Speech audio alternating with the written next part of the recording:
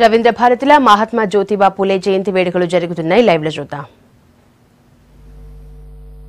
అయితే జ్యోతిరావు పూలే గారు చేసినటువంటి కృషి, ఆయన జననం, గౌరవ డిప్యూటీ సీఎం గారు మహమూద్ అలీ సాబ్ గారిని వేదిక మీదకి రావాల్సిన కోరుతున్నాను.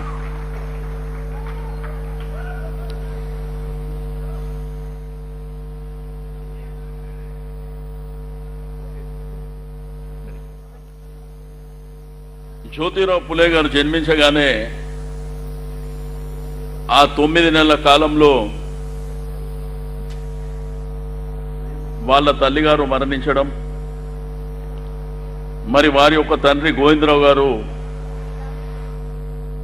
జ్యోతిరావు పూలే గారిని చదివించాలనేటువంటి సంకల్పంతో మరి వారిని చదివిస్తున్నటువంటి ధర్మిల 7వ తరగతిలో డిస్కంటిన్యూ చేయడం, మళ్ళా వారి యొక్క ఫాదర్ ఒక మరాఠీ స్కూల్లో జాయిన్ చేయడం. అయితే 19వ 20వ శతాబ్దంలో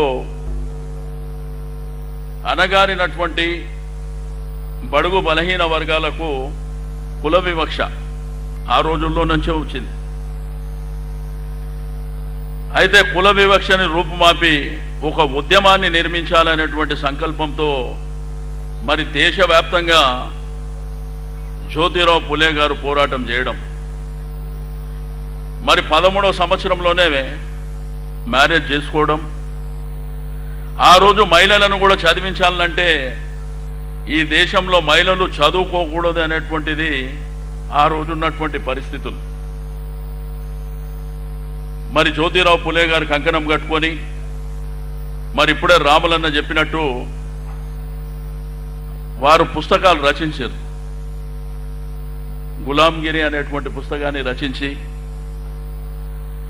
బడుగు బలహీన వర్గాలకు సంబంధించినటువంటి హక్కుల మీద పోరాటం చేసినటువంటి ఒక గొప్ప వ్యక్తి.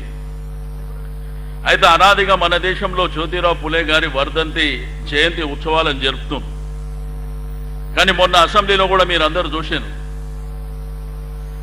నిజమైనటువంటి స్వాతంత్రం ఈ భారతదేశంలో బడుగు బలహీన వర్గాలకు వచ్చిందంటే అది తెలంగాణ రాష్ట్రం వచ్చిన తర్వాత కేసీఆర్ గారి నాయకత్వంలోనే ఈరోజు బడుగు బలహీన వర్గాలకు స్వాతంత్రం వచ్చింది. 100కి 90% ఉన్నటువంటి వెనుకబడిన తరగతులు కానీ, దళిత బహుజనులు కానీ రెక్కాడితే డొక్కాడనటువంటి సందర్భాలు, ఏదో మనకు బిచ్చం ఇస్తున్నాం అన్నటువంటి సందర్భాలు, ఎన్నికలలో మన అవసరాలని వాడుకొని మరి మనల్ని దూరం పెట్టినటువంటి సందర్భంలో మొన్న జరిగినటువంటి బడ్జెట్, ఈ నిండు శాసనసభలో ఈ రాష్ట్రంలో ప్రతి ఒక్క కుటుంబం గర్వపడే విధంగా ఈ యొక్క బడ్జెట్లో మేము కూడా ఉన్నామనేటువంటి ఒక ధైర్యాన్ని మన ప్రభుత్వం ఇచ్చిందని చెప్పి నేను ఈ సందర్భంగా తెలియజేస్తా ఉన్నాను. మొట్టమొదటిసారి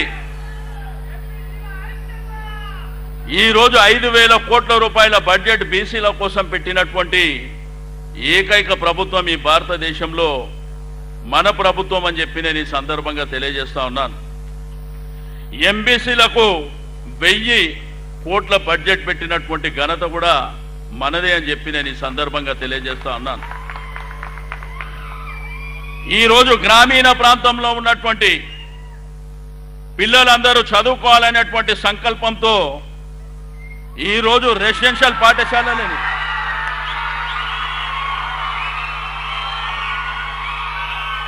గౌరవనీయులు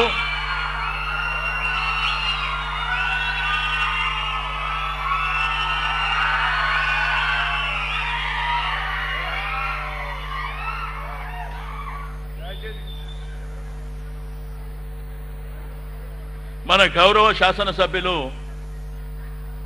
పెద్దలు ఆర్ కృష్ణయ్య గారిని వేదిక మీదకి రావాల్సిందిగా కోరుతూ,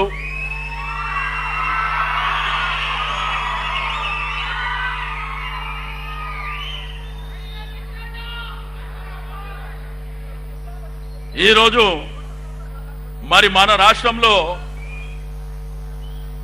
సంక్షేమ హాస్టళ్ళు, గురుకుల పాఠశాలలు, మరి జ్యోతిరావు పులే గారి పేరు మీద కాలేజీలు, మొన్న రీసెంట్గా మన జోగు రామన్న గారి ఆధ్వర్యంలో మన ముఖ్యమంత్రి గారు 119 రెసిడెన్షియల్ పాఠశాలలు మరి ఈ ఎకానమిక్ ఇయర్ నుంచే మరి అవి రన్ అయ్యే విధంగా అంటే నియోజకవర్గానికి ఒకటి చొప్పున మరి బీసీ హాస్టల్స్ ఇచ్చినటువంటి విషయం మీకు అందరికీ తెలిసిందే. మరి ఇదే కాకుండా మన రాష్ట్రంలో కానీ దేశంలో కానీ పిల్లలు చదువుకోవాలంటే, విదేశీ చదువులకు వెళ్ళాలంటే ఈరోజు మనకున్నటువంటి ఆర్థిక పరమైనటువంటి ఇబ్బందుల దృష్ట్యా మన పిల్లలు బయట దేశాలలో చదువుకునేటువంటి పరిస్థితి లేదు.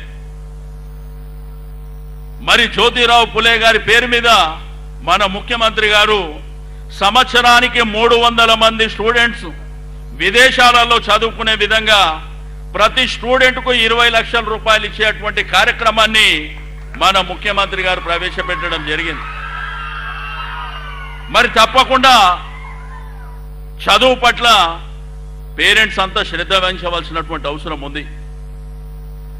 ఈరోజు గ్రామీణ ప్రాంతంలో అనేకమైనటువంటి గురుకుల పాఠశాలలు రావడం, మరి సంక్షేమ హాస్టల్స్ రావడం, తప్పకుండా పిల్లలను చదివించాలనేటువంటి సంకల్పం ఈరోజు మరి ప్రతి హాస్టల్లో కానివ్వండి, ప్రతి పాఠశాలలో కానివ్వండి సన్న బియ్యంతోని వారికి మంచి భోజనం ఇచ్చేటువంటి కార్యక్రమాన్ని కూడా మన ప్రభుత్వం చేపట్టడం జరిగింది. వాళ్ళు మంచిగా భోజనం చేసినట్టయితే, ఆరోగ్యంగా బాగున్నట్టయితే బాగా చదువుకుంటారనేటువంటి సంకల్పం. మరి అదేవిధంగా కళ్యాణ లక్ష్మి అనేటువంటి కార్యక్రమాన్ని ఈ దేశంలో ఏ రాష్ట్రంలో లేని విధంగా ఆడపిల్ల మరి పెళ్లికి వచ్చినటువంటి సందర్భంలో మరి మొదటగా ఎస్సీలు కానివ్వండి, మైనారిటీలకు కానివ్వండి ఆ కార్యక్రమానికి శ్రీకారం చుట్టడం, తద్వారా మరి బీసీలకు కూడా ఇవ్వాలనేటువంటి సంకల్పంతో మన ముఖ్యమంత్రి గారు కళ్యాణ లక్ష్మి కార్యక్రమాన్ని కూడా బీసీలకు ఇస్తున్నటువంటి విషయాన్ని నేను ఈ సందర్భంగా గుర్తు చేస్తా ఉన్నాను.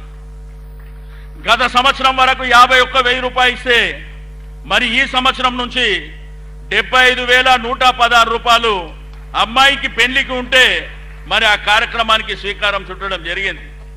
అందుకే నేను చెప్తున్నా, నిజమైనటువంటి స్వాతంత్రం ఈ దేశంలో కేసీఆర్ గారి నాయకత్వంలో తెలంగాణ రాష్ట్రంలో ఇప్పుడు రావడం జరిగింది. ఈ రోజు బడుగు బలహీన వర్గాలు, ఈ రోజు అనేకమైనటువంటి కులాలు, దగ్గర మన రాములన్న చెప్పినట్టు 113 కులాలు, వీరిని కూడా ఆర్థికంగా సామాజికంగా ముందుకు తీసుకెళ్ళాలి, గ్రామీణ ప్రాంతంలో ఉన్నటువంటి చేతి వృత్తులను ప్రోత్సహించాలన్నటువంటి సంకల్పంతో మరి ఈ బడ్జెట్లో అనేకమైనటువంటి కార్యక్రమాలు తీసుకోవడం జరిగింది. ఈ రోజు రజకులు కానివ్వండి, నాయి బ్రాహ్మణులు కానివ్వండి, గొల్ల కుర్మ కానివ్వండి, గౌడ్స్ కానివ్వండి, చేనేత కానివ్వండి, మరి అందరికీ సమ ప్రాధాన్యత ఇచ్చి ఈ రోజు వారిని ఆర్థికంగా పరిపుష్టి చేయాలన్నటువంటి సంకల్పంతో మన ముఖ్యమంత్రి గారు ఈ కార్యక్రమాలను తీసుకోవడం జరిగింది. మరి డెఫినెట్ గా రాబో కాలంలో ఎవరైతే నాయకత్వం వహిస్తున్నటువంటి నాయకులు తప్పకుండా మీ జిల్లాల్లో మీ గ్రామాల్లో మరి వారిని ప్రోత్సహించి మరి ప్రభుత్వం చేసేటువంటి మంచి కార్యక్రమాలని మీరు ఎప్పటికప్పుడు వారికి అందే విధంగా మీరందరూ కృషి చేయవలసినటువంటి అవసరం ఉన్నదని చెప్పి నేను ఈ సందర్భంగా తెలియజేస్తా ఉన్నాను. ఈ రోజు మన తెలంగాణ రాష్ట్రం ఏర్పడిన తర్వాత అనేకమైనటువంటి కార్యక్రమాలు జరుగుతున్నాయి. ఈ రోజు గ్రామీణ ప్రాంతంలో ఉన్నటువంటి రైతాంగానికి మంచినీరు ఇచ్చేటువంటి కార్యక్రమం, రెండోది 24 గంటల కరెంటు ఈ రోజు మన రాష్ట్రంలో ఎవరు ఊహించినటువంటి కార్యక్రమం. కాబట్టి అనేకమైనటువంటి కార్యక్రమాల్లో భాగంగా మన ముఖ్యమంత్రి గారు ఈ రోజు నిండు శాసనసభలో చెప్పడం జరిగింది. మీరందరూ ప్రత్యక్షమైనటువంటి సాక్షి. ఈ రోజు దళితులు కానివ్వండి, బడుగు బలహీన వర్గాలు కానివ్వండి 100% ఉన్నారు అని చెప్పి ముఖ్యమంత్రి గారు గర్వంగా చెప్పడమే కాకుండా తప్పకుండా వీరిని ఆర్థికంగా సామాజికంగా ముందుకు తీసుకెళ్లేటువంటి కర్తవ్యాన్ని నేను తీసుకుంటా అని చెప్పి మన ముఖ్యమంత్రి గారు చెప్పడమే కాకుండా ఈ రోజు ఆచరణలో చూపిస్తున్నానని చెప్పి నేను ఈ సందర్భంగా తెలియజేస్తా ఉన్నాను. తప్పకుండా ఆర్థిక గ్రామీణ ఆర్థిక వ్యవస్థ బాగుపడాలి. డెఫినెట్ గా ప్రతి ఒక్కరు తన మీద వారి కాళ్ళ మీద వారు నిలబడడమే కాకుండా ఈ సమాజ సేవ కోసం మీరందరూ కలిసిమెలిసి కృషి చేయవలసినటువంటి అవసరం ఉంది. ఈ రోజు ఇక్కడ ఉన్నటువంటి తెలంగాణ రాష్ట్ర ప్రభుత్వం ఇది మన కోసం ఉన్నటువంటి ప్రభుత్వం. ఏదో రాజకీయాల కోసం అవసరాల కోసం 4 ఓట్ల కోసం ఏదో బిచ్చమిచ్చేటువంటి ప్రభుత్వం కేసీఆర్ గారి ప్రభుత్వం కాదు అని చెప్పి నేను ఈ సందర్భంగా తెలియజేస్తా ఉన్నాను. ఈ రోజు ఏ ఎలక్షన్లు లేకున్నా కానీ మొన్న ప్రవేశపెట్టినటువంటి బడ్జెట్ ఓన్లీ బడుగు బలహీన వర్గాల కోసం ఈ రోజు మీరు అనేకమైనటువంటి కార్యక్రమాలను తీసుకోవడం జరిగింది. కాబట్టి ఇవన్నీ దృష్టిలో ఉంచుకొని మనం ముందుకు వెళ్ళవలసినటువంటి అవసరం ఉంది. ఈ రోజు పెన్షన్లు కానివ్వండి, స్కాలర్షిప్లు కానివ్వండి, ఇక్కడ కృష్ణయ్య గారు పెద్దలు కూర్చున్నారు. ఆ రోజు శాసనసభలో